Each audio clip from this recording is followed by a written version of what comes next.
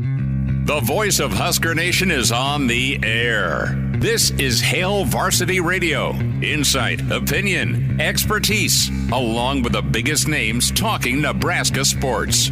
Join in with the show at 402-489-1240 or 1-800-825-5865. Now, here are your hosts, Chris Schmidt and Elijah Herbel.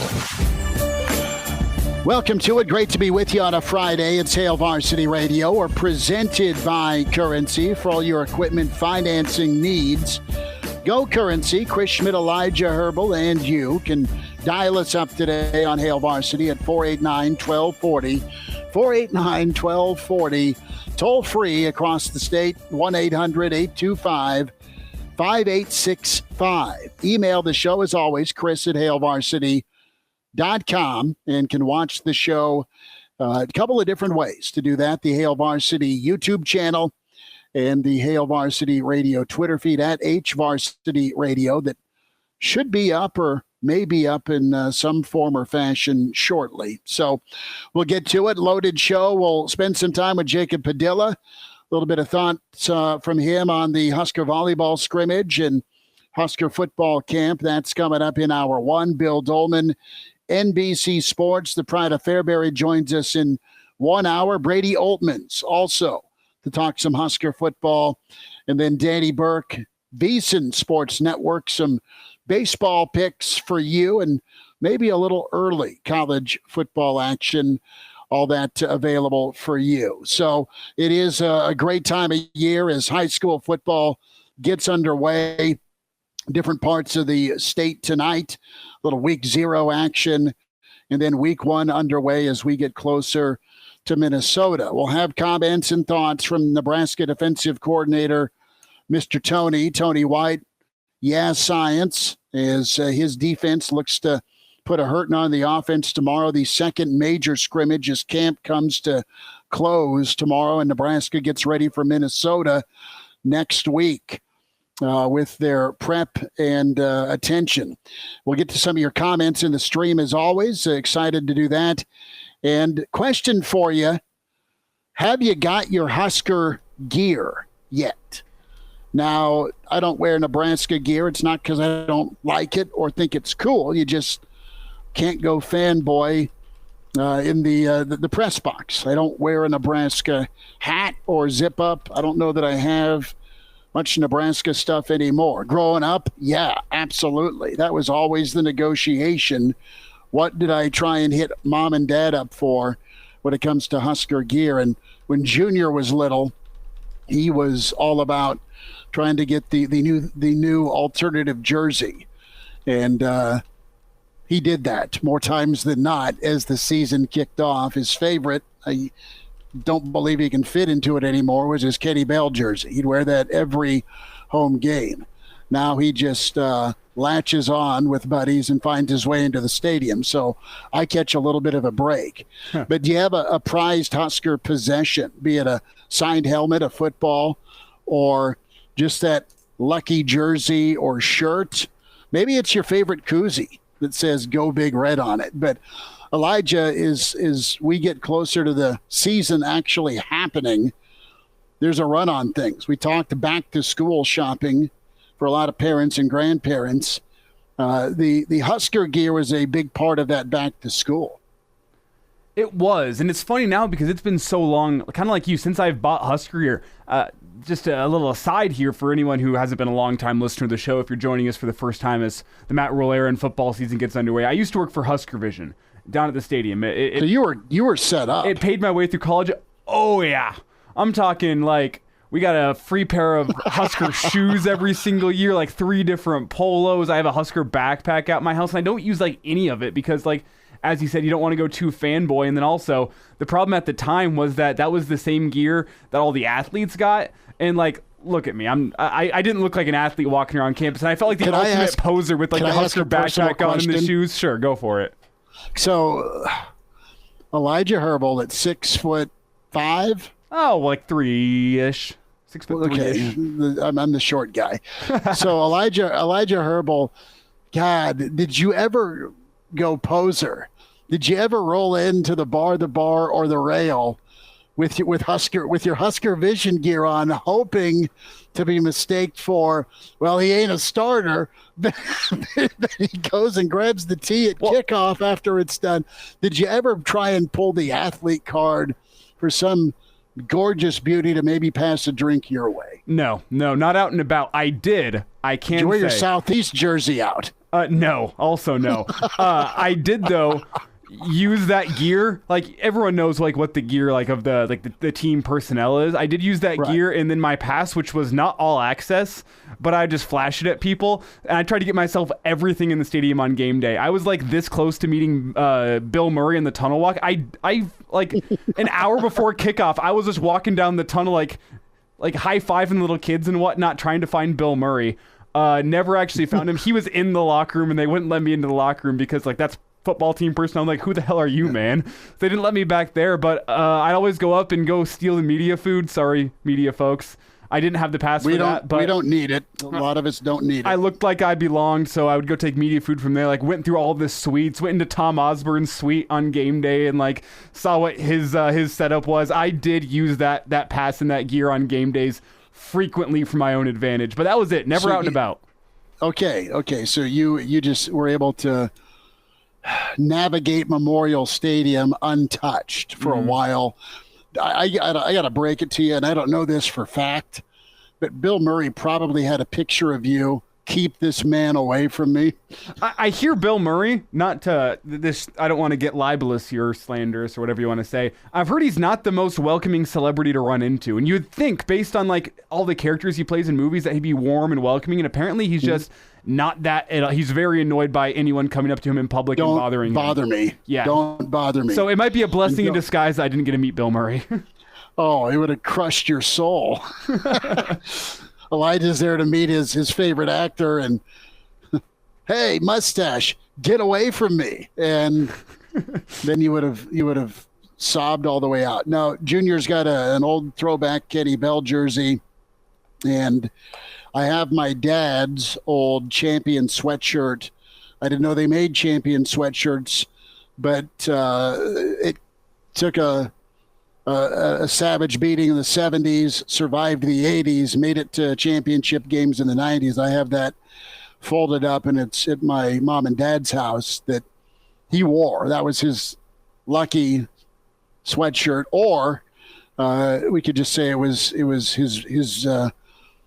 his beer bib for a lot of football games. So have that, and have my grandfather, his Nebraska hat he used to always wear. So those are the two I have, and I've got them kept. So those are cool. But yeah, it's maybe time to load up and get some Husker gear. How many folks are going to run out and buy the new alternate jersey? I would be shocked if it's that many. There's been like in terms of stylistically wearing it around, like if you're going to wear that Husker jersey, everyone's gonna be like, where'd you get this off-brand one with the blue bordering around it? Like, you have to be a Husker diehard to be like, oh, well, this one time back in 1923, Nebraska wore blue jerseys at home. Like, sure. You can't go wear that out and about unless it's like on game day. So I would venture to say it's going to do some sales, but not as well as previous jerseys have done. There's been some cool ones. Like that Buffalo alternate jersey is actually cool to wear around. It wasn't my favorite they wore on the field, but when I still see it out, I go, that's a good-looking jersey. I don't think you can say the same about this one. It's just a normal jersey with some weird text on the sleeves and then the blue bordering on the numbers, which makes it look like a Chinese knockoff.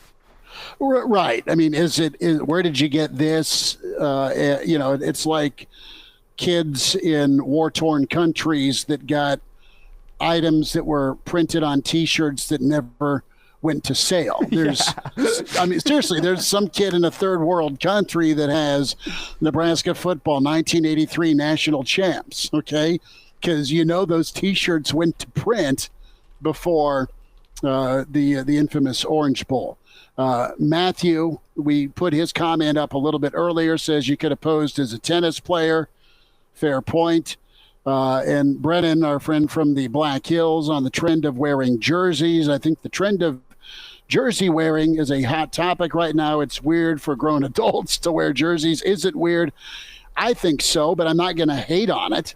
Like if you as a family all go in wear your Husker jersey for the Christmas picture, not going to shake my finger at it. I think there's a certain age you probably stop wearing jerseys.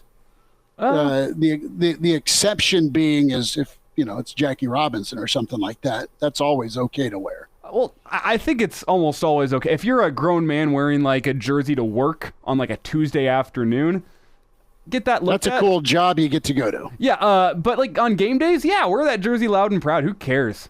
Like, are we like kidding ourselves? Like, yeah, you're supporting the team. It's a good looking jersey. I wear soccer jerseys. I'm gonna wear a soccer jersey tomorrow morning. Tottenham's playing Manchester United. I'm gonna wear that just to show everybody that adults can wear jerseys and it's still okay. Kind of like my Nikola Jokic jersey or my Cale Makar jersey or my Von Miller jersey, all of which I've worn on the air. You're not in your 30s yet. You're all right. Let's dive in. We touched on this before we said goodbye, and we got into ceiling and floor. That discussion, best case, worst case scenario. And we talked a little bit about Alabama, LSU, Wisconsin, Iowa, Michigan. Well, why don't we settle in on Nebraska and get serious for a moment? Interested in your feedback as well, 489-1240, or the stream with the Hail Varsity YouTube channel. Okay, the best case, worst case scenario. I think the worst case scenario for Nebraska record-wise is 5-7, and that kind of follows on the heels of where you had Bill Connelly putting Nebraska at with the algorithms, the simulations, and Nebraska's at a 5.6 win number after preseason, after spring, and right before kickoff happens. Conley puts his projections and predictions out.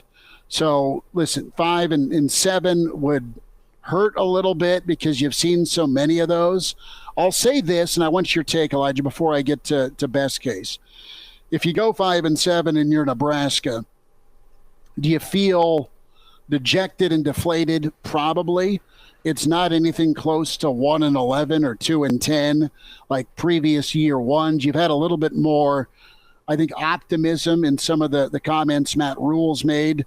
This team's closer to a year two is what he has said a couple of different times. So you fast forward to at least a 6-6, right? You get bowling. I think that should be worst case scenario. You should be 6-6. You go bowling, and then you reset for a really good year two. Now, I think it's fair to point out with this Nebraska team, there's a lot of unknowns. You have a few elder statesmen, but you got a lot of young talent, and it is a complete makeover, not only from a culture standpoint, but also from a skill set standpoint. And I think that is fair. This is not as talented a team. There's no Cam Taylor-Britt on this football team. There's no JoJo Doleman when we think of some guys that made all Big Ten. There's no Palmer, right, that we know of yet. Okay, and things could change. Guys could have really good seasons. But from a talent standpoint, you've been underwhelmed the last few seasons with 4 and 3 and 5 win teams that had talent on it. They were probably 6, 7, or 8 win football teams that severely underachieved. And you look at this year, talent-wise, are they really that much better than a 6-win football team? Well, time will tell with it, but that's my question. I think on paper, your 2021 team, as an example, we know how that year ended, 3-9. More talent. That was a more talented football team. I don't know if this year's team has that much talent. Yep. I think they have good players, but a far more navigatable schedule. And that's why I'm putting the floor lower than 5 games, Schmitty. I'm putting it at 3. And that's, really? I'm talking worst case scenario. Can you not see it? Okay, Nebraska goes out there in the offense. What I look at is turnover issues. With Jeff Sims' history at Georgia Tech and with how many times Nebraska put the ball on the carpet in the spring game, I worry about turnovers. Okay, game 1's a turnover fest. It's game 1 in a new regime. You make a lot of mistakes. You lose 31-17. Yeah, you go and on the road and face Colorado, And you know what? Your defensive line, not deep enough. It's not up to snuff. You can't get pressure with a four-man rush. That Colorado offense has weapons. It's a question of can they generate a rushing attack and can they keep Sanders safe, but they have weapons on that offense. You can't generate a four-man rush and Sanders picks you apart. You're now 0-2, and you have 2 get-right games, don't get me wrong, before Michigan comes to town, a potential national title contender who waxes you. You're now 2-3 into the most important 3-game stretch of your season. Illinois on a short week, Northwestern, Purdue. You look at that, if you have no confidence, if you're 2-3 with no confidence going into that 3-game stretch, you're going to be lucky to get out of there 1-2. That's what I'll say. I think Northwestern, you should have a win. Very fair. And then you're sitting at 3-5, heading into Michigan State, Maryland, Wisconsin, and Iowa. And if you have no confidence, Northwestern's the only Power 5 victory you have on the year, you can go 0-4 in that stretch, very realistically. If you don't have confidence, it comes down to can Nebraska get some confidence going early in the season. But if the same issues that have plagued this team in years past in terms of tightening up in close games and what we've seen thus far in the spring game with turnovers, what we know about Jeff Sims at Georgia Tech with turnovers, it could be a snowball effect type season. I'm going to put the floor at 3-9. I'm going to qualify that. I don't think Nebraska goes 3-9. I think they do better than that. But that is my floor for this year in terms of if everything goes wrong, it's a 3-9 football season you're staring at. I will dive into my thoughts here shortly. Jacob Padilla is going to join us. I'm right at 5-7, 6-6. We'll get Jacob's thoughts. Hail Varsity continues, 489-1240. Also, you can submit your floor or your worst case scenario and give me your best case. And now, back to Hail Varsity Radio.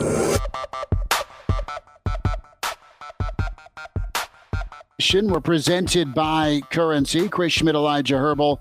We say hi to Jacob Padilla at Jacob Padilla _ as he is gearing up for another great season of volleyball coverage and, of course, thoughts on Nebraska football. And Jacob, we're in the midst of this discussion, best case, worst case scenario. Pretty fascinating to take a look at some of the national picks with, all right, what's reality for a Clemson and Alabama this year? Do they bounce back? Is Michigan ready for 3 in a row? Is it panic time in Columbus? And then we get local. We talk Nebraska. Elijah's worst case with a snowball effect and turnovers and injuries, maybe a 3-win season. That is doable. We've seen it happen before. I think right at 5-7 could be, worst case scenario for Nebraska. Best case, and I'll lay this out a little bit more next segment, but I think they could get to 8 or 9 wins. Where are you at? What do you think if it's a sweet season, if it's sunshine and lollipops for year one for Rule, how good could it be if it's a slap of reality with turnovers and, oh God, the Big Ten is pretty rough and tumble. What's the worst case? Yeah, if the win total ends up falling short of 4, I think it'll just be a clear signal that the program is just cursed and that nothing will ever get it fixed at this point, because there are wins to be had there, so long as they just play not even great football, just competent football. Don't kill yourself like we've seen this program do so many times before. There are enough toss-up games in addition to the games that they should be favored in that should be able to, again, the 5, 6, 7 range, like somewhere in that. It's probably going to end up being there. It's interesting. We wondered kind of how Rule would approach this, starting over with this program compared to maybe what we've seen in the past, where obviously at Baylor went super young that first year and had very little success in terms of wins. And that was out of necessity because basically lost his whole roster and had to start completely over from scratch. The more we're hearing, it sounds like that there's not going to be a huge influx of youth. It sounds like they want to try to play a lot of guys, but the more we hear, it seems like a lot of the veterans, the holdovers, are the guys that are kind of rising to the top. And Rule even said it when he talked this week. He's not even looking at the freshmen like, all right, we got to play these guys. Like, okay, if some of these guys can climb up the depth chart in these last couple of weeks, cool. They'll have earned it. We'll put them out there. But he feels good about the veterans at that position. despite all the turmoil that we've seen there. Well, so it does seem like, and we're seeing all these kind of the single-digit jerseys. Those obviously don't correlate to playing time necessarily, but you're probably going to guess that the guys that the players on the team view as the toughest guys, they're probably going to be playing a significant role. So it just seems like the question is how many of the little things that caused them losses the last couple of years are they going to be able to clean up with Rhule's different approach and the way they're training and maybe some of the schematic things compared to last year, because it does seem like there's going to be a lot of the same guys. Obviously, you've got Billy Kemp as a newcomer, but they've had a new wide receiver one each of the last few years that have come in as a transfer. So, I mean, that won't be dramatically different than what we've seen. A lot of the supporting cast, the offensive line, obviously, the secondary, the running backs have all been here in the program. It's going to be a lot of the guys that we saw. We'll see a few guys, maybe one or two of those young defensive linemen jump in there and try to give them a spark. But I don't know if they're going to be relying on any of these super young guys to come in and be difference makers right away. So it's going to be a lot of the guys that have been around the program for a while that haven't had success. So the key is how effective can everything that Rhule's been telling us throughout this offseason, the approach that he's taken to the kind of the details and taking care of all the little stuff, how much ground can they make up with that? How much of the past couple of years was a lack of proper development compared to just a lack of ability? And that's what this first year is going to tell us. Well, and Jacob, that's why I go 3-9 with my floor, is because the guys that you're going to be seeing out here on Thursday night in Minneapolis here in 2 weeks, and the guys you're going to be seeing on Saturday all fall, it's the same guys that, had 8 one-score losses, in 2021. It's the same guys that couldn't protect the quarterback last year. It's the same guys that have had fumbling issues during their Nebraska career. It's the same guys that turned the ball over 6 times in the spring game. And I know you don't want to take all those things too seriously, for lack of a better word, just because there's a lot of development and a lot of change that can happen under year one of a coaching staff. But year one of a new coaching staff also tend to be years that are marred by teams that have self-inflicted mistakes, shooting themselves in the foot, issues with penalties and turnovers. And not to go too doom and gloom here, but I think there is that possibility that the wheels could fall off of this team this year. And to your point, I think a lot of Husker fans would think it's cursed. I don't think it'd be the end of Matt Rhule at Nebraska by any means, but I think that possibility is out there, though it may be unlikely. Yeah, and I guess if we see the guys making these same mistakes early in the season, I think that's when we see all right, other guys, it's time for your chance to step in.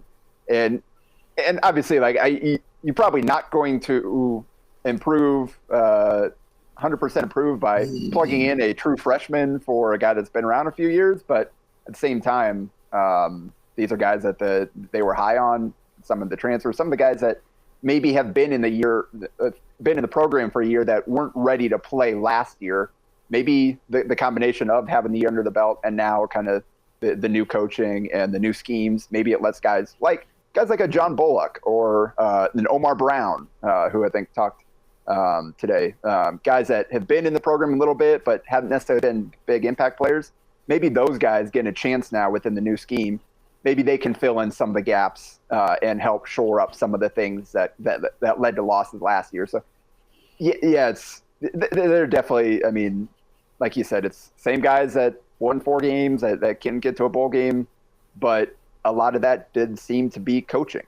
And if Rhule and his staff can be everything that they sound like they are and that he's shown to be in the past, you can steal a win or two. Like if you swap out what we saw last year, some different decisions, some different approaches I think that would have led to another win or two in some of those situations. So I think that's kind of like, if you're looking at the optimistic side, yeah, these guys may not have won in the past, but they were close. And now maybe with a different approach, you can get them all the way there. Jacob Padilla is with us, Hail Varsity, and can find him on Twitter at Jacob Padilla _. You just said it perfectly, and that's what we're kind of waiting to find out. Is it proper development, guys that have the ability that need to get honed and seasoned, and they can have that happen under Rhule versus, all right, these guys just aren't, they are what they are, right? They're not going to get any better, and they're not good enough to win some of these games, let alone get to a bowl game. That sounds harsh, but I mean, it's really one or the other. Can these guys get coached up and geared up to go make some plays and be difference makers? Where are you at on Sims when we talk about best case, worst case scenario with this offense? And man, the physical tools and abilities make you smile if you're a football fan, and if you're a Nebraska fan, there's also the history of trying to do too much, and it sounds or it looks a lot like poor Adrian. That's my comp, where he was the dude on a team that didn't have a lot of help, and that may sound familiar because Adrian was in that situation in Lincoln for quite a bit of his career, probably beyond his freshman year. So where do you settle in at Sims? What's your outlook like for him with what Nebraska needs from him? Yeah, if the kind of number one key, the biggest question that I think will determine a lot is the offensive line, then I think number two is Sims, because of everything he said. He didn't win a whole lot at Georgia Tech. There was a lot of negative to go with a positive. The highlights were great. The ability is clearly there to do some special things, but just the consistent play, the winning play just wasn't there over the course of the long haul. And that is a big question. That's the gamble that Matt Rule made when they recruited him out of the portal and kind of put their eggs in that basket. Obviously, Casey Thompson's there, but the way it was going, decided to look elsewhere. Kind of seemed like the staff put their trust in Sims, and he became that guy kind of early on, and has been the guy throughout. So they're betting that, yeah, that was more situation than it was player in terms of his results at Georgia Tech. And they're hoping that within what they're trying to do, they can get the positive and cut down on the negative. Obviously, if the offensive line is good, I think that goes a long way towards allowing him to not having to, run his life every play and having to take risky throws and having to kind of carry the load of the running game and being a true dual threat versus a guy that can run the offense and then hurt you with the legs when the situation calls for it. Like, that's the offensive line will determine that in large part. They need that to be good, and then I think that's when we can see, all right, if they don't need Sims to, if they need Sims to be a superstar in year one, then I think that's when we can see some of the negative plays, the turnovers, the missed throws and stuff that we saw at Georgia Tech. If they can give him enough help, then that's when I think they can take advantage of what clearly is substantial talent. Like, Rule is throwing out that praise, obviously target him for a reason. They saw him as a good fit for what they want to do. Now they have to, again, put him in position to maximize his strengths and minimize his weaknesses. I have no idea personally. Like, I'm not one that I don't have access to 12 games of Jeff Sims tape from last year. I didn't go through and break down from the all 22. Like, all right, what was he seeing here? All that kind of stuff. Like, I'm more or less going into it pretty blind, just outside of what we heard and highlights and that type of stuff. And that is kind of my big question. Okay, who is Jeff Sims? And the offensive line and Jeff Sims, I think, because defense, I think it's kind of intriguing there with the scheme change and whatever it is. I think they'll find a way to kind of be, I think they'll be solid. They'll find a way to not necessarily like, all right, we need the offense to score 35 points a game for us to have a chance. I think the defense, well, I don't know that they're kind of like, the spectrum is as high from low to like where they're going to end up. I think they'll be solid. I think the offense could be all over the place, and the offensive line and Sims, I think, will be kind of the guys driving that or determining it. Jacob, I need 3 minutes on the other side if we can get it to talk some volleyball. I know the red-white scrimmage tomorrow, so we'll spend some time on Husker volleyball, but good football thoughts, as always, from Jacob Padilla. Hail Varsity continues on a Friday, presented by Currency. Hail Varsity Radio is live. Now, back to Schmitty. Schmitty's a great guy, but he don't have a brain. And Elijah. You want me to speak? We're not pointing you yet. On Hail Varsity Radio. That's such a shot to the face. I don't point at Elijah to talk. I'm not Brad Pitt. He's not Jonah Hill. And you have a brain. It goes both ways. Well, we could have edited that part out. I mean, you had old Saban killing a third teamer once upon a time. Who'd have thought? Jacob Padilla joining us here on Hail Varsity at Jacob Padilla _ Great stuff. Check this last segment out on the podcast, Spotify, iTunes, Google Play, and on video, of course, with the Hail Varsity YouTube channel. Jacob, you're gearing up, man. Going to be another fun year for Coach Cook and volleyball, and a lot of things to watch for tomorrow's red-white scrimmage. Of course, Volleyball Day looms on the 30th. And what are a couple questions? I'm just going to go broad with you for Nebraska volleyball. I mean, they're cream of the crop. They're always expected to compete for the Big Ten and then beyond, be in that Final Four, that Elite Eight. I mean, that's just where this program's at. What questions are out there that may make the normal difficult this year for Coach Cook's crew? Well, the first question is who is going to start? And we still don't have answers to that. Cook's maintain whether it's just coach speak or he truly is kind of stumped at this point about who the best options are. He's still not kind of given us anything about who's going to start at basically any position. And I think we know Lexi Rodriguez is going to start at libero. That's pretty safe. And Lainey Choboy is going to play as a defensive specialist. I think feel pretty good about that. Beyond that, even Merritt Beeson at opposite hitter, they obviously was a big addition in the transfer portal after losing Whitney Launstein. But even her, like the talk of out of practices, and Carolyn Jurevicius is giving Cook something to think about. She's been unbelievable at the net, terminating, blocking wise, as a true freshman. So even a spot that seems like, oh yeah, it would be pretty straightforward, there's still fierce competition there. And only two, you got 4 outside hitters, only 2 of them can play starting roles. You've got 3 middle blockers, only 2 of them can play starting roles. And you've got 2 setters, and the plan is to go with a 1-setter offense again this year. And so only one of them can start. So the biggest question, and Cook even said he's hoping to get competition and like somewhat even teams is what he said for the scrimmage.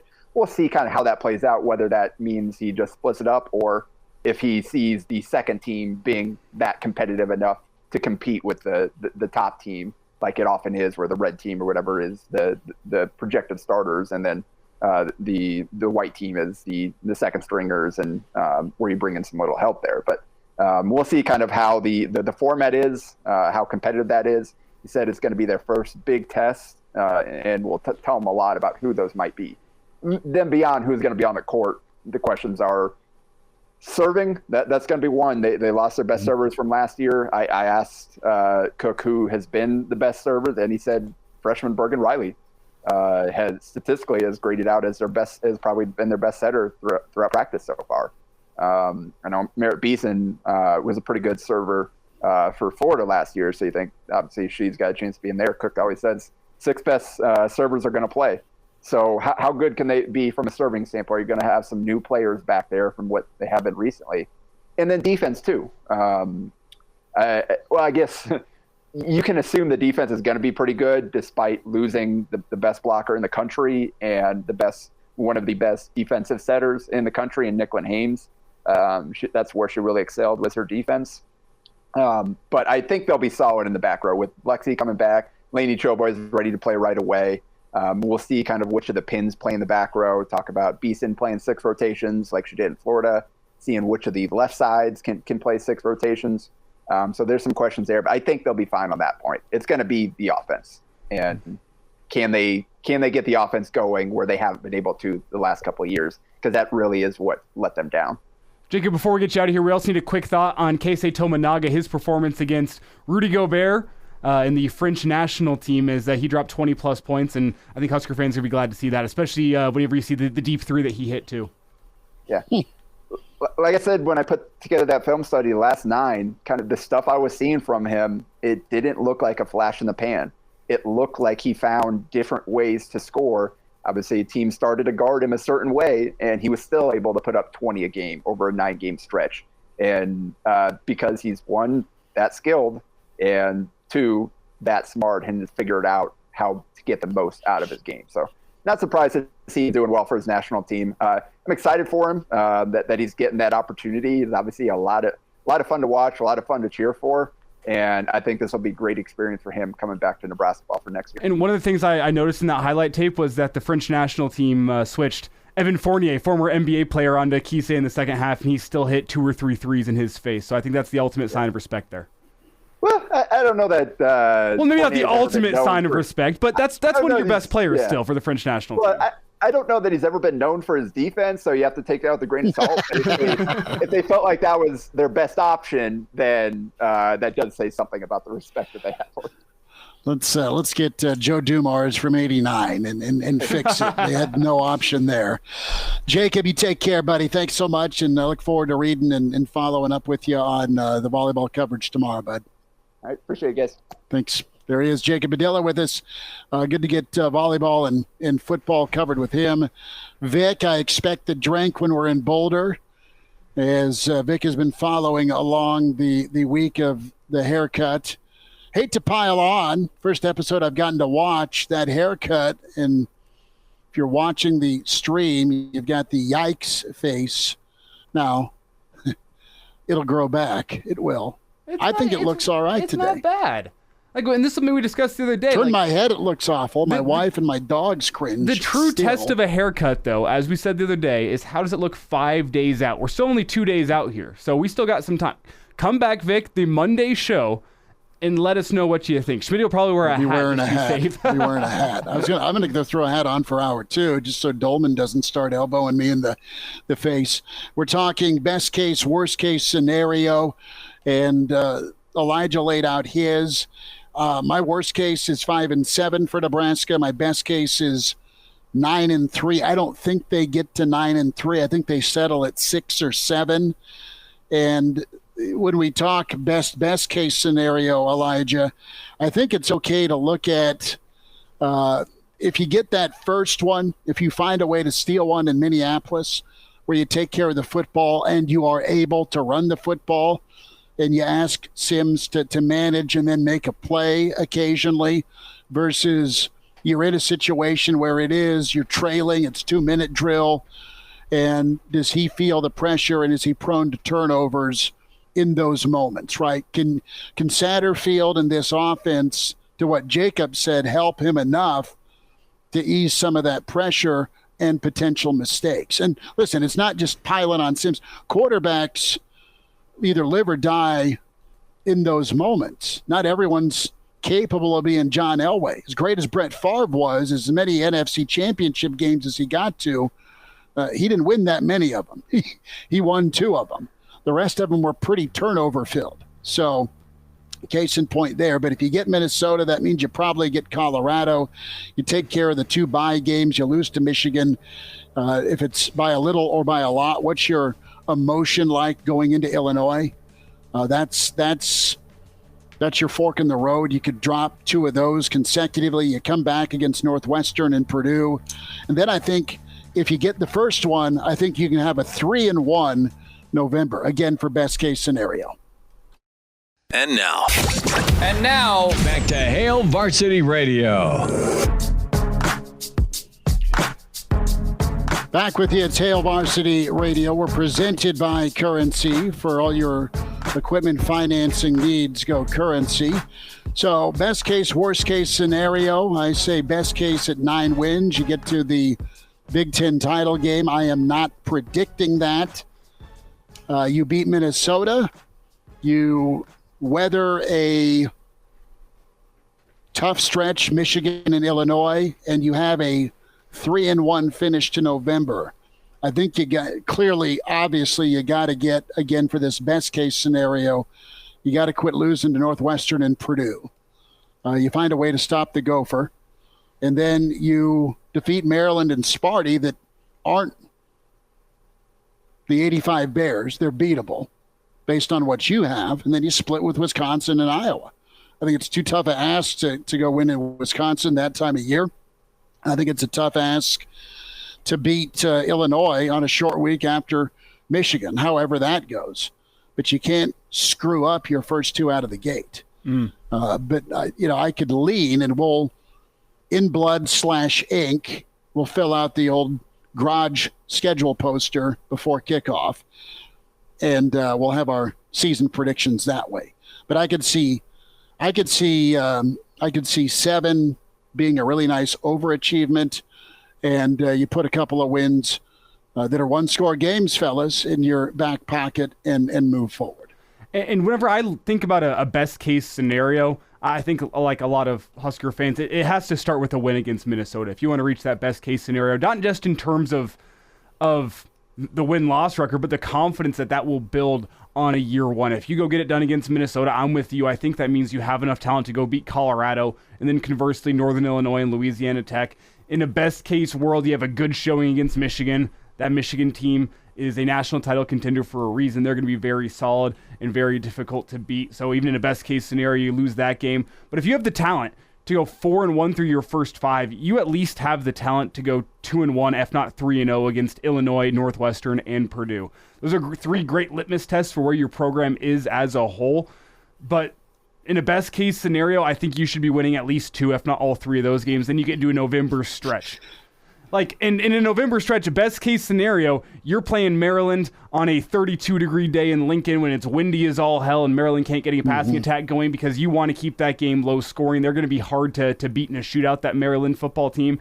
And then Wisconsin and Iowa, I think you need monumental performances from your offensive line, and I'm talking the type of best-case scenario where Nebraska's offensive line jumps from one of the worst in the Big Ten to one of the best in the Big Ten in terms of running the football because of that effect of Donnie Raiola. Now, some of this may seem far-fetched, but that's how Nebraska reaches a best-case scenario in terms of 9-3. And I'm not willing to lock in my official record prediction for the year just yet, but some early season success, you get better as the year goes on. The offensive line finds some confidence, and with that, you're not putting the ball in risky situations. You're keeping it on the ground because you can do that, and your defense does enough from that 3-3-5 to make some splash plays and set yourself up for a short field in big moments. 9-3 is my best case scenario as well, Schmitty. Well, you get an offensive line that helps the quarterback in a run game. I mean, good things can happen. We'll get to some of your comments. Gertie is saying, bitch, feed me. So that is what's going to happen. Are you allowed to say that on the air? So I'm supposed to bleep that? No, you're good. You're just talking about the female dog, right? Yeah. Yeah, no. Gertie is calling me that. Well, they had to bleep that in the Husker docuseries, so I never know. Like, I went to college for this, and I still don't know what I have to bleep and what I don't, aside from the one big Forgive word. me if you're offended. I need to go feed my dog. Bill Doleman is coming up. Hail Varsity continues. Hour 2 on the way. He's the pride of Fairbury, an average Joe. Bill Doleman, the professor. I had a 6 ACT in 1967. One time I got an A and my grandma beat me for cheating. Now with Hail Varsity Radio. It's hour 2. It's Hail Varsity Radio. We're presented by Currency. For all your equipment financing needs, go Currency. Bill Doleman in with us at Bill Doleman on Twitter. Pride of Fairbury, NBC Sports, the professor. Billy D, we did a little, Elijah did some really nice imaging work there, and hey, we got an intro for you. We just got to have a walk-up song.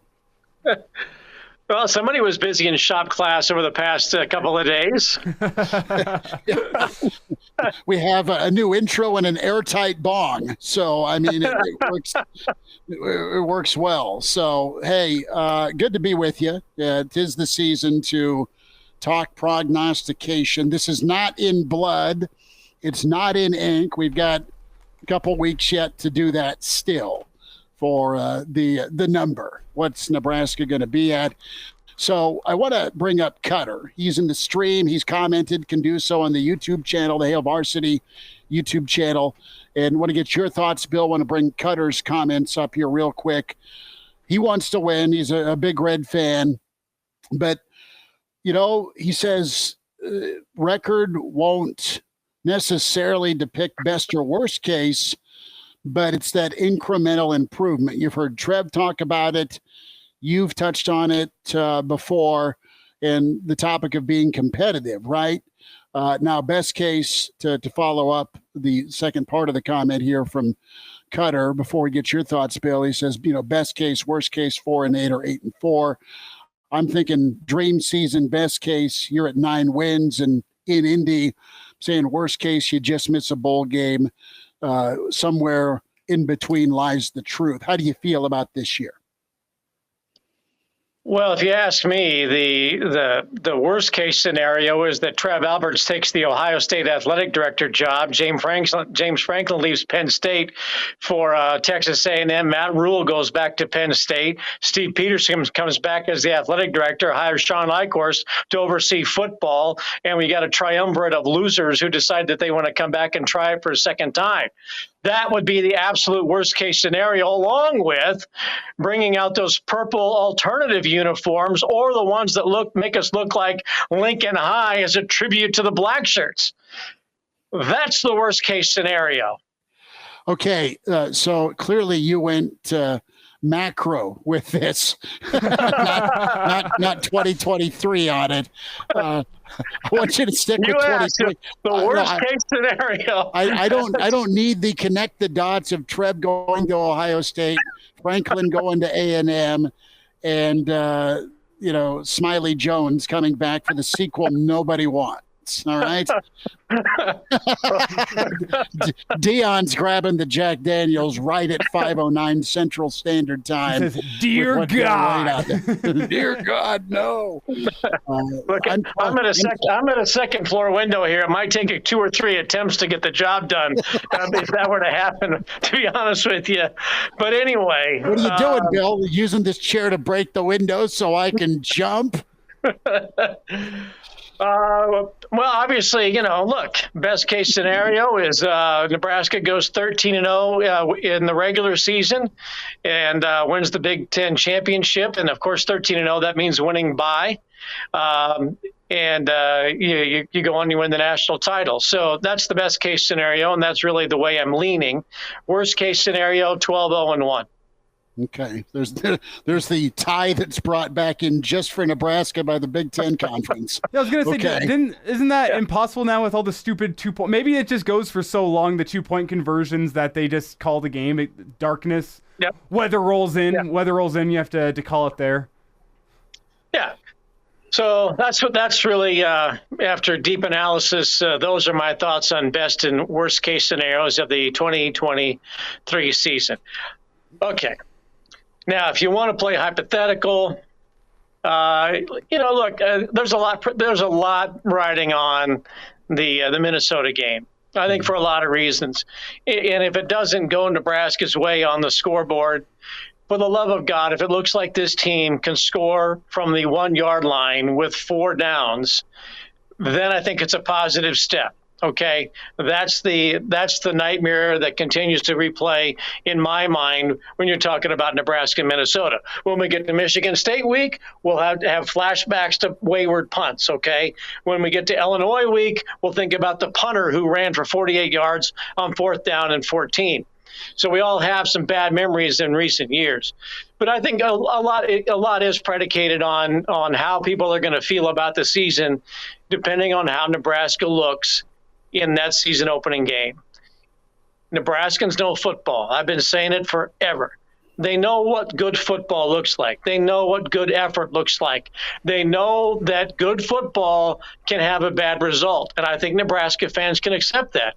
And if Nebraska goes to Minnesota and understands what they have with Jeff Sims at quarterback, with what people are perceiving to be I don't want to say weaknesses at wide receiver, but a lack of depth at wide receiver and some youth. Okay, and if you got to throw the football around, can you do that? But people do perceive that the running back position is a strength. And if they do have good production out of Irvin, out of Johnson, out of Anthony Grant, and the fullback, and maybe that offensive line is able to turn out 250, 300 yards, dare I say, in a losing effort, I think people would look at that Minnesota game and go, you know what? This Nebraska football team and this coaching staff, they know what they have in 2023. It is going to be dominated by the ground game. It is going to be a measured an efficient passing game. It's not going to have the big play threat that they had a year ago, where you could rely on Casey Thompson when healthy to just cast it down to Trey Palmer, who might be the best rookie receiver in the NFL this year. They're not going to have that in all likelihood. Maybe the tight end position produces some big play guys, but I think we're going to know a lot about Nebraska football as to the best case scenarios against Minnesota. And if they look good and that defense plays an attacking, violent kind of game, see ball, hit ball, and if they win, great. But if they look like they know what they're doing, they know how to play within themselves, I think people will take a lot of positives out of the game in Minnesota no matter what happens, and then you go kick the crap out of Colorado because apparently they don't want to fight out there. Bill Doleman with us, Hail Varsity Radio, at Bill Doleman on Twitter, the Pride of Fairbury. You know, you laid out a lot of important things there with the look. And, guys, that's kind of what Nebraska fans have been yearning for a while. And you said it best. You can have good football and in a bad result, but overall, that's really what's been missing. Just is the competency. And I think it's okay to feel like no matter what happens Thursday night, Gertie agrees, that you can be a program and a team that is going to work on your shortcomings and improve on your strengths and get to a spot by the end of the year that, you know what, you can build on. You know, not only do I want to see a team that can't score from the 4 or the 1, you know, when it's first and goal, but this team, if they are at least doing anything and listening to Matt Rule or anything said in my class, you have to pay attention to detail. And how many times in some of those close games over the last several years, did you see games where Nebraska, they get the ball first and it's 1st and 15. Mm-hmm. And then they get that first down and there's a holding penalty, or there's a procedure, or there's, you know, they fumble the football, you know, the missed tackles, lack of effort in the fourth quarter.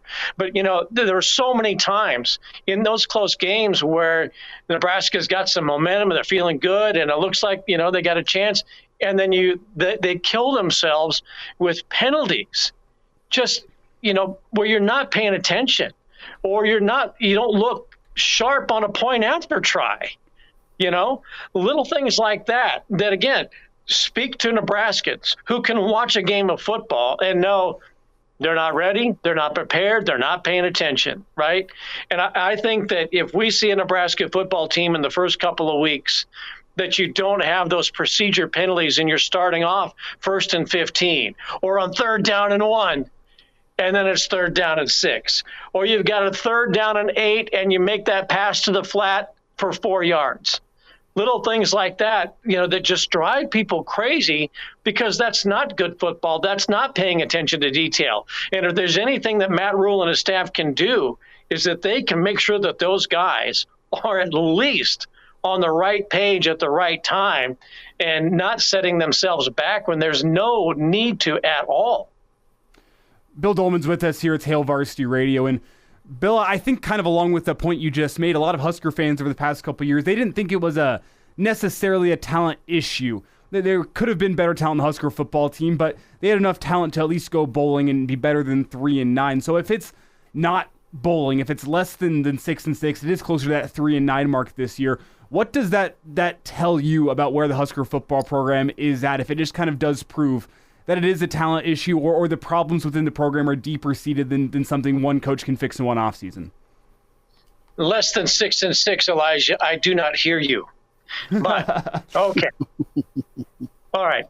That would be, I think that would be really disappointing because look, if we're going to play the recruiting game and people pay so much attention to it, you know, you don't know what you're going to get. Right. I mean, everybody gets excited about the commitments that they get and the guys who sign. And then there's so much hope. And then you find out, you know what? That's all they really wanted was they wanted the hype, but they didn't want to deliver, or they weren't coached up, or they weren't coached up, whatever the case might be. But we have been led to believe that there is some really good talent in this Nebraska football program. Granted, you've got some guys who have had some injuries that have set them back. Heinrich at linebacker, Fedoni at tight end, Teddy Prohaska along the offensive line. Maybe those have been significant enough that they have set that team back, in a way. But if this team goes less than 6-6 and does so in a way in which they don't look like they are competent, paying attention to detail, it will be disappointing. If it's 6-6 because you're playing in a pretty tough conference and you've had some close games, it might be tough to accept, but you realize, you know what? These are growing pains and not heartbreak. And I think if we see a team that gives a lackluster performance, it'll be heartbreaking.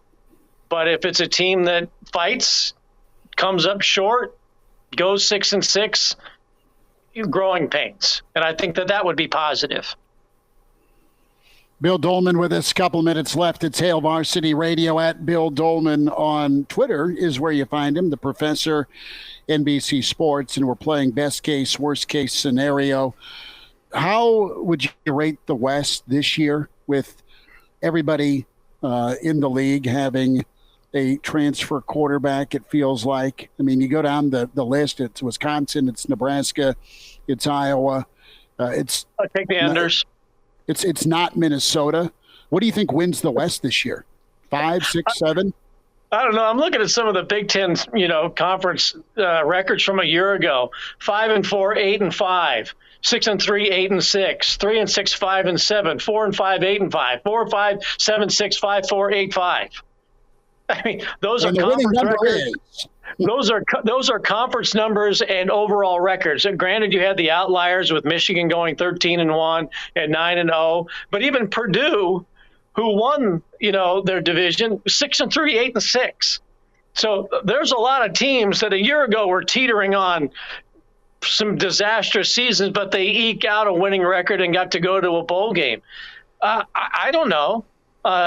You would think that Iowa, they seem to be happy with who they have at quarterback, and that the pressure would be on Brian Ferentz is the offensive coordinator to be more productive offensively.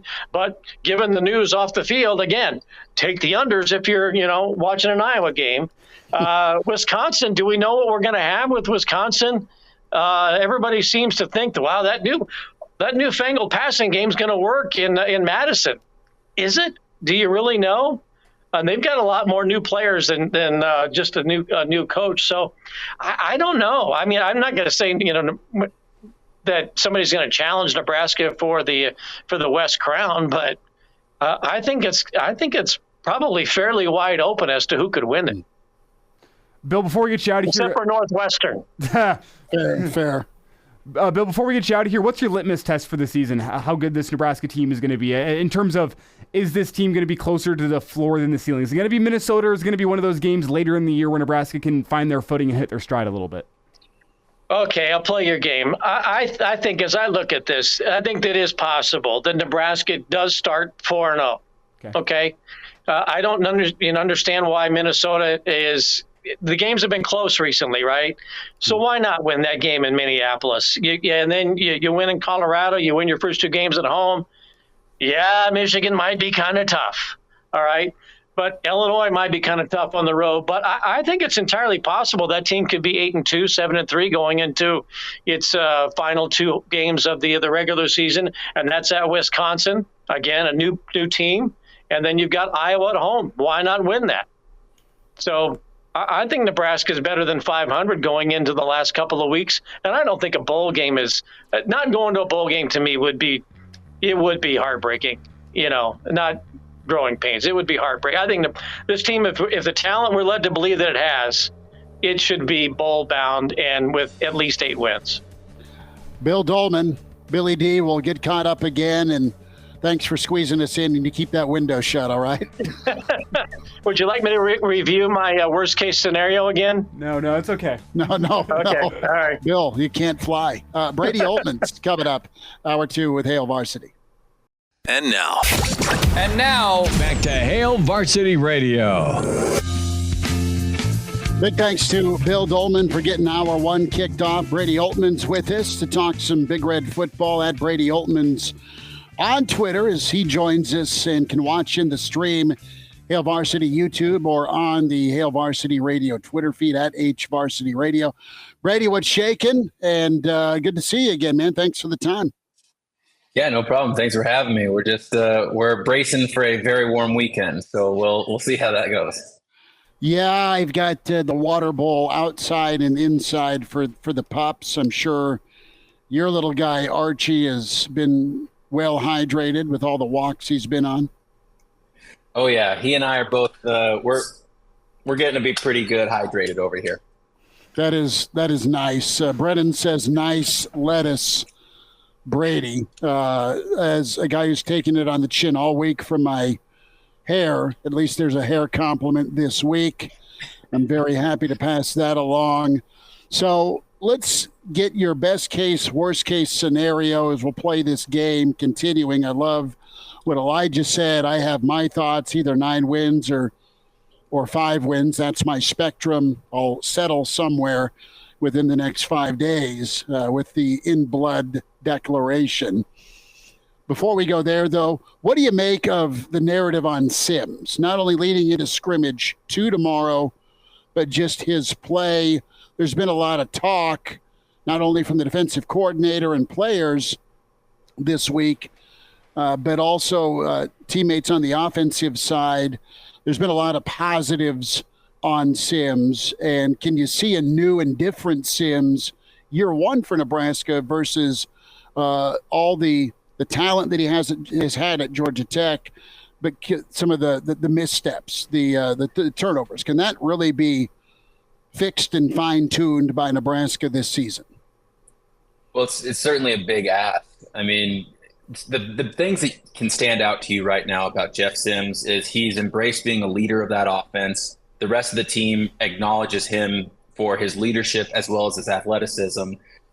We heard from Omar Brown and even Tony White today. Sims is an incredible athlete and difficult to defend. He's got a strong arm. He's got great legs. He can move around. He has the ceiling on him is incredible, especially when you consider him preparing against this defense and all that they're throwing at the offense in practice. He'll be prepared to take on just about anything that any opposing defense throws at them. But also, you just wonder, they're going to need some sort of consistent running game to take the pressure off of him. At Georgia Tech, he had those turnover issues, and I think we can all be honest here and say he'll have a better supporting role at Nebraska than he did at Georgia Tech. But you're still going to want him to take care of the football, and I think that starts with a consistent running game, some good play action or ways to get him moving, get him ways that he's not throwing directly into danger or making bad decisions. Yeah, and Brady, whenever you talk about that rushing attack, that's what a lot of people point to in terms of Jeff Sims, the upside. You know what? If you have the legs of Jeff Sims combined with the rushing attack, a better offensive line, it's going to take a lot of pressure off of Sims and what he has to do through the air, and that's what they kind of use to justify sweeping the turnover issues under the rug. And I've been there over the past couple of months. You can see that potential that, you know what, if he gets to use the legs, if he has a better rushing attack, you don't have to worry about those turnovers as much because you're not going to ask him to do as much through the air. Is that a reasonable place to be at 2 weeks before the season, or do you think we should be talking about the turnover issues more than we are? It's an interesting question because this defense and the way that they're doing things is going to be different than the other defenses that they'll face on a game-to-game basis. They're still getting the procedural stuff out. This offense is still inputting things, just the sub-in, sub-outs, easy ways to kind of move about the offense. And you've got to think, again, they had a whole spring season to do it, but it's still install. This is still a whole new system and a whole new offense coming in, and it's completely different than the Mark Whipple offense that those who were back last year, it's a completely different beast for them to slide into. So I think there'll be some adjustments, but overall, the thing that you want to look for, especially right away, is taking care of the football and having just that grit and determination right off the bat. And I think that's one thing you can kind of count on from Matt Rule and Marcus Satterfield's offense is they're going to be, especially in the run game, anywhere you put it on offense, they're going to be striving and grinding for each individual yard. And I think Husker fans, that's what they want to see again. Yeah, you have an emphasis on being physical. I think you can have a strength in that A-gap area, the two guards and center. You can have a strong between the tackles run game. You can have design carries off of a read for Sims, and then also the improv where if he is flushed, he can tuck and run, or you just have an advantage because the defense is in man and he wants to just tuck and take off when it comes to a run-pass option. What do you like about Satterfield? Because he's had his praise when you look at how well Rattler performed. That a lot of that's on Sims. It's a different Rattler than what was at Oklahoma, who lost his job at Oklahoma. So I think that needs to be mindful as you go into this season. You've got a guy that can make a quarterback improve and get better. That being said, how does that mesh work? Satterfield, what Rule wants, what Satterfield wants, and then ultimately what they ask Sims to do. How can those three work together in a positive for Nebraska?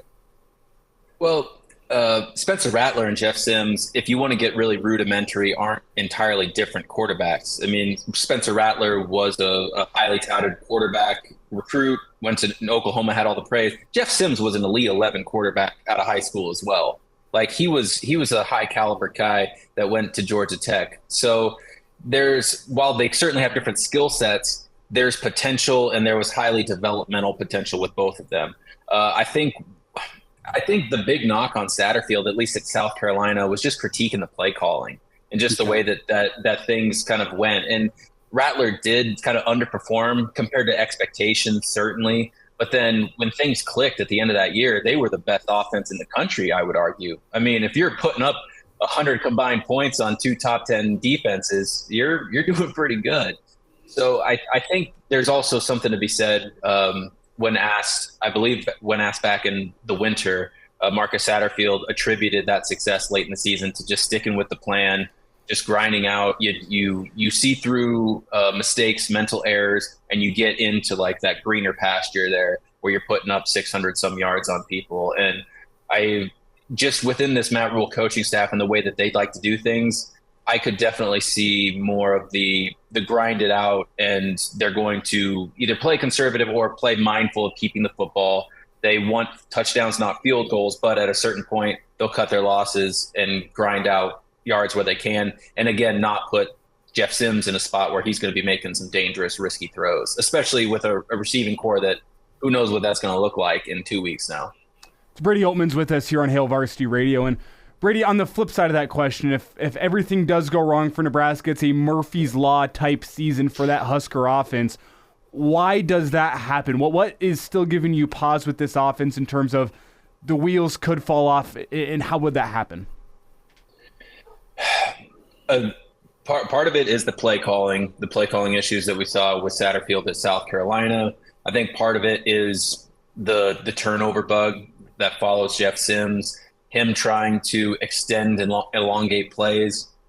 The receiver core is already vastly different than what it was at the start of camp, and who knows what it's going to look like after a couple more games. The running back room, it's stout, and they could even, knock on wood, they could even take, a hit or a guy miss a game or two, and you still probably feel good about the running back room. But then you turn to the offensive line, what's that look like? It's, they're already ailing, and they've got some guys out. I know that Coach Rule said that the pass protection was as best as it's ever been in last Saturday's scrimmage, so that's encouraging. But it's one of those things that, again, you look at first years. First years can go a lot of ways, and one of them is certainly where things just don't click and they don't fall into place right away, especially when you're asking such a divide between a veteran group and then promising freshmen that just came in and are now adjusting to college ball. So it could really flatten out. And realistically, this team is going to lean on its defense to be aggressive, to make plays, and to keep the offense in it so that they can grind other teams down and just find a way to win in the fourth. 2 weeks out, a little less than now. Is Minnesota make or break for you, for this team? I don't think it's make or break, but they can certainly establish themselves and establish a mission statement, for lack of a better term. They go into a program that's been stout, but also they've got some change. You can put your foot forward and say, take the outcome out, take wins, losses away from it. They can just deliver a message and say, this is game one. This is the petri dish of Matt Rule at Nebraska on a competitive platform. It's only going to grow. And if you give them an incubation time, some teams might look at that and say, this is your new power and whatever the Big Ten looks like in 2 years, and the roads go through Eugene and Seattle and everything when it comes back to Lincoln then. But I think they can lose, but they can grit and determine. And in game one, a lot of people can say I like the direction of that. And then based on the next 3 games, they can go through those and then still be completely fine, even with a loss in week one. So I say it's not make or break, but with kind of a caveat that they just can't look lethargic and they just can't look like they're lost out there. Brady, is there a make or break game on this schedule? Is there one game that you can point to and say, above all else, this game is must win? Archie says what? Yeah. Archie says the one where they play the Dogs. He likes the one where they're playing the Bulldogs. Georgia. Yeah. Don't want Bama, don't want Georgia. All right, don't want either this year. I don't know if it's a make or break game, but realistically, I think Michigan State's one that I think you'll see a lot of what this team is made out of. It's later in the year. They don't play Michigan State often. You're not exactly sure what Mel Tucker's Michigan State looks like this year. I mean, he came guns blazing in East Lansing, and then last year they just couldn't do much. And I think there's certainly optimism there, but if you look at the recruiting, you look at some of the other factors at play, there's not a lot of excitement. They didn't get a lot of portal guys. They didn't get a lot of new talented freshmen to step in. And it's in East Lansing. It's going to probably be a gross game because it's late in the year. I think that's going to be one of those where a litmus test where if you can go into East Lansing and Nebraska can find a win, I do think that might be a proof of concept game where you pull it out and say that's going to be the one that you look back in a year and a half or 2 years time and say that's the Matt Rule proof of concept game in year one. Yep. How does your November start out, comparatively speaking? Brady Oltmans with us. Find him on Twitter at Brady Oltmans. Brady, awesome to spend time with you. We'll get caught up again here next week. And thanks for a few minutes today, bud. Appreciate you guys. We'll see you. And now, back to Hail Varsity Radio. Thanks for hanging out. Hail Varsity Radio, Friday edition, presented by Currency. Chris Schmidt, Elijah Herbel. We welcome in with VSiN Sports Network, Danny Burke, Pride of Chicago. Some best bets with Danny. We can look at MLB and, of course, some NFL preseason. Danny, good to spend time with you. How we doing? Doing good, Schmitty. How about you guys? How's it hanging? We're good. We are going through the best case, worst case scenario. We might need a bettor's eye here before Minnesota, no doubt, to get your thoughts on this Big Ten race. And, we have all sorts of, narrative we can talk ourselves into. Well, man, it could be a tough year one, or it could be a great year one with Nebraska. So, we're looking forward to Minneapolis and seeing how things go. What are you looking at tonight or this weekend? We'll start with some NFL. I know you like picking your spots in the preseason. Yeah, so look, preseason week one, a little wonky to say the least. I'll tell you that much. And I think a lot of people kind of got busted up in week one trying to fit into the bill of these narratives and, reading what these coaches' game plans were going to be. So I ended up a little bit down, did some live bets. Did we cut off Danny? I hear something going on in the background. Pride of Chicago, are you all right? Hello? The call's still connected. Maybe I'll try to get him back on the line here. Yeah, do that. Let's get Danny back. Maybe he went in the tunnel or something. Either that or he's at the golf course and he had to duck and cover. 489-1240, numbers to get in. Can send emails, chris@hailvarsity.com. Plenty of comments here on this best case, worst case scenario. A lot of 8 wins, a lot of 6 wins, number of 7s. Folks believe, Dion says, when it comes to year ones, Colorado has 50-plus players that just met each other for the first time 2 weeks ago. How does that happen?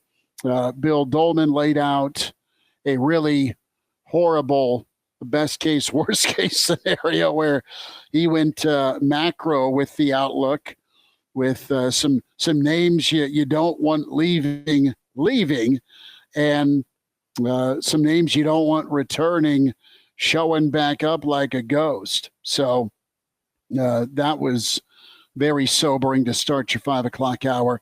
Like Steve's question, he tweeted into the Hail Varsity Radio Twitter handle at HVarsity Radio, and pretty good to hear from Steve again. Love his input. He was asking the Hail Varsity brain smoker question of the day. His question, but it's worth touching on, is Nebraska offensive line, is it going to be Woodford Reserve or Gut Rot Well whiskey? And I said, I won't pass on any whiskey. Is that an okay answer? Now, to Steve's credit, he went Fast Times at Ridgemont High with a picture. He went Phoebe Cates or Jennifer Jason Lee. And Elijah, you look perplexed there with both references. You've seen Fast Times at Ridgemont High. No, well, we have Danny on the line here, but I'm listening. He's probably have that chip on your shoulder, man. I'm not quite sure what's going on. Danny is. I think it's just. You maybe still answering our first question? Should we go to Danny? I don't know. Everybody's overlooking them. So you do see slight movement toward the Chiefs. That's about 2 up to 2.5. I still think that would be worth playing. Either if you want to play it safe, lay a little bit more on the money line. Otherwise, I'd be fine laying any number under 3 with the Packers. As much as it pains me to say it, at least it's just preseason, and that may be the only time I justify betting on the Packers, guys. Danny, we caught you mid-take because we didn't know if we still had you or not. So we got the Chiefs and we got the gut-wrenching decision with Green Bay. So thanks for the end part. I'm sure the first part was wonderful. Apologies. My long story short of it is that the Packers are a team with much to prove. If you get them under 3, feel free to lay it. And, yeah, the only time I'm going to be betting the Packers. I guess somebody listening in who was also a Bears fan probably cut me off mid-sentence backing the Packers. So I can't blame them, I'll say that. It's Danny Burke with us here, Burke's right. Bets. And Danny, let's just continue diving right into the football here, as I think a lot of people might be looking at some preseason futures bets. And I want to get your take on if there's any value betting AFC title game winners, NFC title game winners. Whenever I look at the AFC, you know that the Chiefs are going to be the favorite, and they are this year at plus 300. Do you see any value there? Do you see any value in the NFC in terms of long-term futures bets?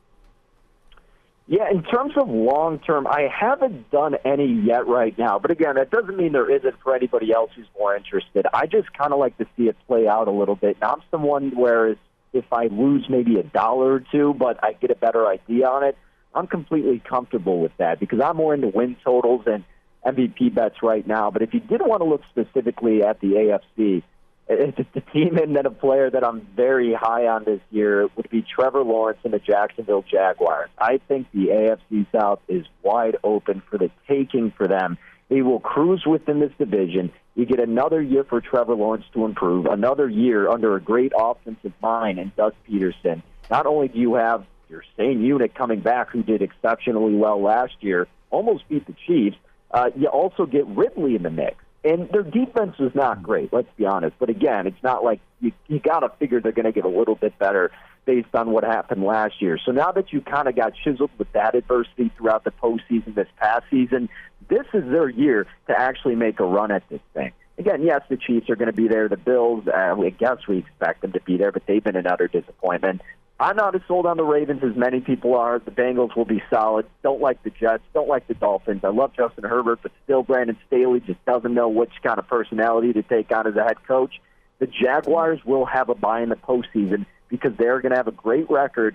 Trevor Lawrence is going to pad his stats, and they will be set up nicely. So that's why I think Trevor Lawrence at 17-1 for MVP. He may not win it, but will at least be top 3 because of the padding of his stats and getting first in the division against weaker opponents. And you could correlate that with, hey, here's a little bit of a longer shot. Jack's 14-1 to win the AFC. It's a buy low, sell high type of thing. And if you feel a little bit timid with them going down the line, then you can sell your ticket, you can cash out, you can hedge out. Another way to just do it. But I'm telling you, when we come toward postseason time, Trevor's going to be a top MVP candidate. His number that's there right now won't be there. And same with the Jags at 14-1 to win the AFC.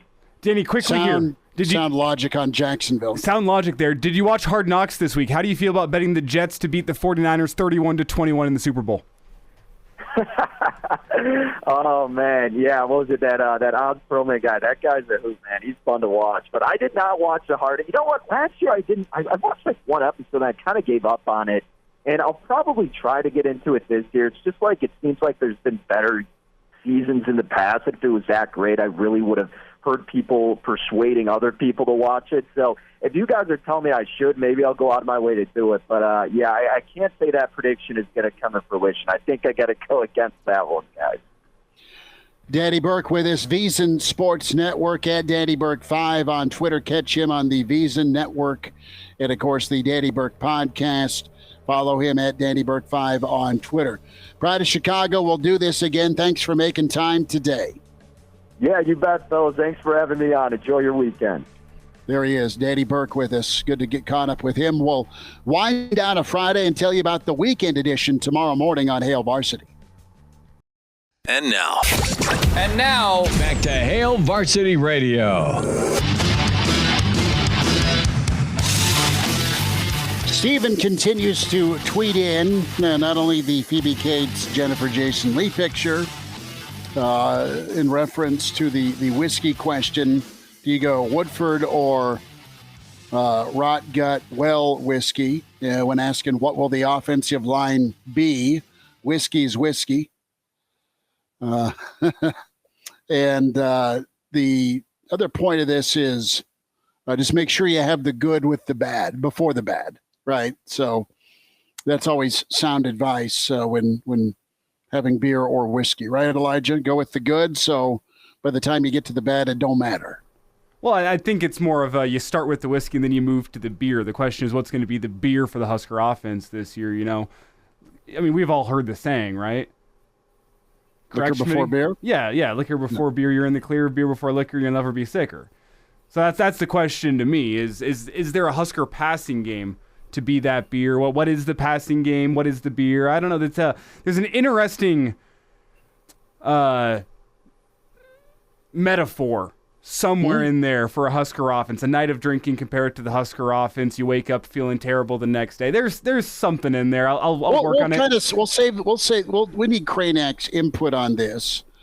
You know, if we're going to liken Nebraska's offense to a drink of choice or necessity, what's it going to be for the 2023 season? Is it that tequila shot? Is it Uncle Andy's McCormick's vodka that may cause a visual impairment? Or is it a pretty awesome IPA if you're an IPA lover? I mean, because I think Mark Whipple's offense was probably a vodka lemonade whenever you think about it, you know. Tastes good going down early first quarter, but then the fourth quarter rolls around. It's not working as well. Yeah, it's great. Drive on a hot day, baby. It was good. That first sip of a vodka lemonade. Yeah. Then you're puking. Then you're puking in the bushes about 4 hours later. So that's Mark Whipple's offense is a vodka lemonade. Maybe it'll just take some time to figure out what Satterfield's offense is, what the drink is. Is it a Woodford Reserve? Is it a Boilermaker? What is it? It's a fine bourbon that you sip and then pow, it gets you right in the fourth quarter. You would hope. Like it builds. It slowly builds as you're sipping throughout the game until its body blows in the fourth quarter and you're stumbling down O Street at 1 a.m. Or you just have a nice, cool buzz and it's night time. I meant stumbling down O Street in a good way. Yeah, you wake up and you're not hurt. So we'll be back at it tomorrow morning, weekend edition. We'll catch up with Brandon Vogel, get his thoughts on Nebraska football and volleyball. We'll also have Mark Kranak with us. So 7:45 on the stream, the Hail Varsity YouTube channel, the Hail Varsity Radio Twitter feed at HVarsity Radio, and the KFOR Facebook and KFOR Twitter as well. Big thanks to Jacob Padilla. Some really good thoughts from him on the Nebraska best case, worst case scenario. Bill Doleman joined us. Brady Oltmans checked in. And then Danny Burke from Wiesen. Reminder to get buckled up. Seatbelts save lives. They prevent injuries only if properly worn. Buckle up. A message from the Nebraska Department of Highway Safety Office. Make sure you get the podcast. Spotify, iTunes, Google Play for the audio, the segments you want to hear, or the entire show for you. And again, all of the video portion of the show is there for you with the Hail Varsity YouTube channel. For Elijah Herbel, Chris Schmidt, back tomorrow morning, 7:45 with the weekend edition. Take care.